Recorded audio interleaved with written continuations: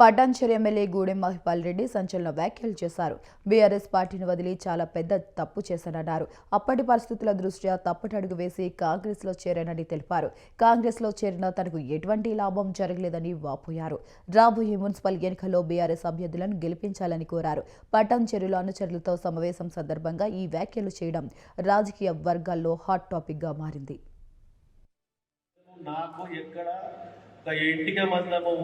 లాభం జరగలేదు, అన్ని కోర్టు ద్వారానే చూసుకుంటా ఉన్నాం. కాబట్టి అందుకే ఆలోచన చేసి ఈరోజు కన్న తల్లిదండ్రులను మరవకుండా 3 సార్లు నాకు టికెట్ ఇచ్చి మీ అందరి ఆశీర్వాదంతో బీఆర్ఎస్ పార్టీ మీద గెలిచినాం. కాబట్టి రేపు మనకందరూ మీరందరూ కష్టపడి చేసిరు, మున్సిపాలిటీలు చేసిరు, నియోజకవర్గ స్థాయిలో ప్రజలందరూ చేసిరు. ఇప్పుడు 5 మున్సిపాలిటీలలో 104 మంది కౌన్సిలర్లు ఉన్నారు. 5 మున్సిపాలిటీలలో 104 మంది కౌన్సిలర్. దానికి మనం అందరము ట్రేడ్ యూనియన్ పరంగా ఒక వింగు, పెద్ద మనుషుల పరంగా ఒక వింగు, కుల సంఘాల పరంగా ఒక వింగు, అన్ని రకాల కేటగిరీ వేస్లో విభజించి మనము 5 మున్సిపాలిటీలలో కొద్దిగా మనకున్న సత్సంబంధాలు ఎక్కడ పోయినా 20 కిలోమీటర్ల దూరంలోనే మనం అందరం కలిసి ఉంటాం.